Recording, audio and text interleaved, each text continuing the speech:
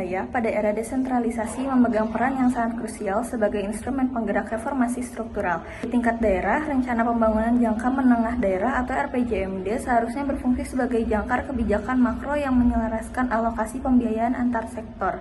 Namun, pada ranah implementasi, seringkali ditemukan adanya disparitas atau celah yang signifikan antara formulasi kebijakan ideal di dalam dokumen dengan kapasitas fiskal real pada APBD. Estimasi anggaran yang terlampau spekulatif tanpa pijakan riwayat realisasi yang kuat berpotensi menciptakan target semu yang sulit diwujudkan secara konkret. Saat ini, Kabupaten Bogor sedang memasuki gerbang awal pelaksanaan Rencana Pembangunan Jangka Panjang Daerah atau RPJMD. Masa transisi ini menuntut tata kelola fiskal yang adaptif. Berangkat dari urgensi tersebut, rumusan masalah utama pada kajian kami adalah bagaimana kredibilitas postur fiskal daerah Kabupaten Bogor jika ditinjau dari analisis varians antara realisasi APBD 2025 dengan proyeksi 2026 sampai 2030, serta sejauh mana kepatuhannya terhadap prinsip-prinsip efisiensi Undang-Undang HKPD.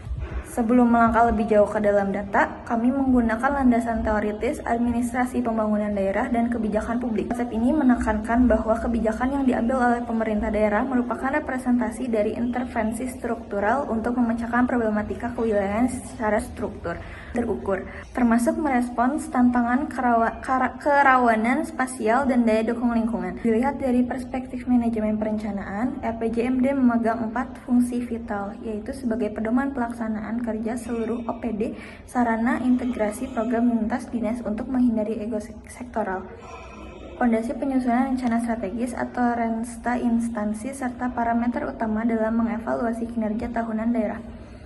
Seluruh siklus ini dikunci oleh kerangka regulasi nasional, yaitu Undang-Undang Nomor 1 Tahun 2022 tentang hubungan keuangan antara pemerintah pusat dan pemerintah daerah, atau yang kita kenal sebagai UU HKPD.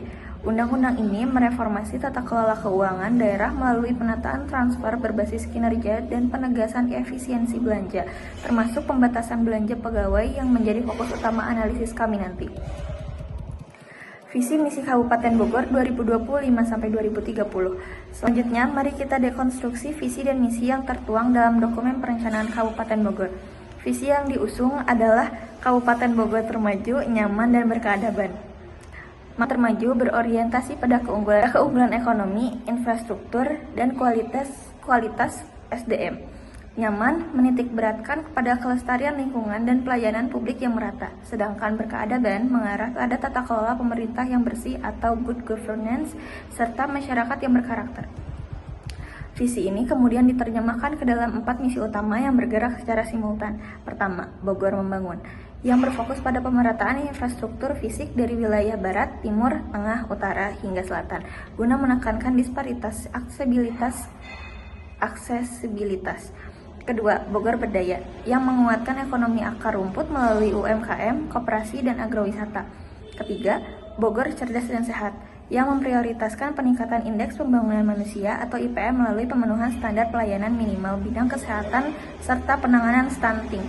Dan keempat, ada Bogor Berkeadaban, yang berfokus pada reformasi birokrasi, digitalisasi, layanan publik, dan pelestarian lingkungan. Agar visi dan misi ini tidak sekadar menjadi jargon, pemerintah Kabupaten Bogor menerapkan strategi pembangunan bertahap atau pacing strategy yang dituangkan ke dalam tema pembangunan tahunan lewat instrumen RKPD. Pada tahun 2025, fokus diarahkan pada penguatan fondasi layanan dasar, yaitu pemenuhan kebutuhan mendasar masyarakat di bidang pendidikan dan kesehatan. Masuk ke tahun 2026, temanya bergeser menjadi akselerasi infrastruktur wilayah.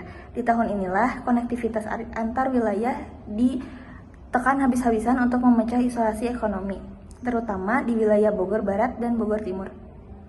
Serta infrastruktur terbangun tahun 2027 ditargetkan untuk pengembangan daya saing ekonomi dan pariwisata, guna mengoptimalkan sarana fisik yang sudah ada.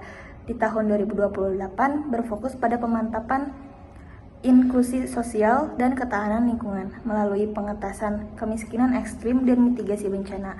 Tahun 2029 menjadi fase kulminasi berkelanjutan dan transformasi digital melalui sistem pemerintahan berbasis elektronik atau e-government, dan puncaknya pada tahun 2030 Dan puncaknya pada tahun 2030 adalah fase konsolidasi dan stabilitas fiskal untuk memantapkan kemandirian keuangan daerah sebagai jembatan menuju fase menuju fase RPJPD berikutnya. Pada tahap awal pembangunan, Kabupaten Bogor memprioritaskan penguatan layanan dasar masyarakat seperti pendidikan, kesehatan, dan pemulihan ekonomi. Tahap ini penting karena pembangunan infrastruktur yang besar tidak akan efektif jika kualitas sumber daya manusia dan pelayanan publik masih rendah. Di dalam makalah kami dijelaskan bahwa tahun 2025 menjadi fondasi awal untuk mendukung visi Kabupaten Bogor termaju, nyaman, dan berkeradaban. Oleh karena itu, fokus utamanya adalah meningkatkan kualitas hidup masyarakat sebelum memasuki tahap pembangunan yang lebih agresif. Pada tahun 2026, yaitu akselerasi infrastruktur wilayah. Setelah fondasi layanan dasar diperkuat, pada tahun 2026, fokus pembangunan beralih ke percepatan infrastruktur dan konektivitas wilayah. Hal ini terlihat dari peningkatan belanja yang melonjak sekitar 73,4% menjadi 2,419 triliun rupiah. Kenaikan ini menunjukkan front-loading pembangunan, yaitu mempercepat investasi infrastruktur di awal periode agar manfaat ekonomi dapat dirasakan lebih cepat oleh masyarakat. Lalu tujuan utamanya adalah mengurangi ketimpangan akses antar wilayah di Bogor Barat dan Bogor Timur yang masih menghadapi hambatan koneksivitas ekonomi. Selanjutnya, pada RKPD tahun 2027 sampai 2028, pada tahun 2027 pembangunan daya saing ekonomi dan pariwisata. Setelah infrastruktur mulai tersedia, fokus pembangunan bergeser pada pemanfaatan infrastruktur untuk meningkatkan pertumbuhan ekonomi. Fokus diarahkan pada pengembangan pariwisata berbasis alam, penguatan UMKM, agribisnis, serta perluasan pasar produk unggulan daerah. Dengan kata lain, jalan dan fasilitas yang dibangun pada tahun sebelumnya mulai digunakan sebagai penggerak aktivitas ekonomi masyarakat. Untuk Kabupaten Bogor, sektor pariwisata dan UMKM memiliki potensi besar karena didukung oleh sumber daya alam yang melimpah dan lokasi yang dekat dengan Jakarta. Pada tahun 2028, penempatan inklusi sosial dan ketahanan lingkungan.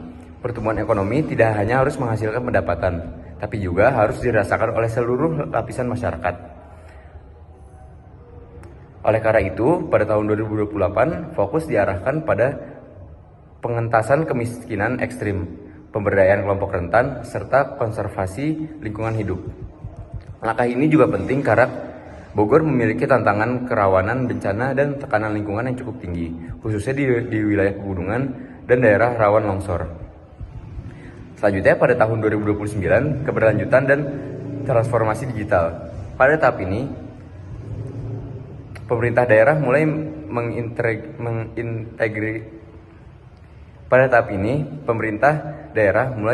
mengintegrasikan sistem berbasis elektronik atau e-government secara lebih menyeluruh.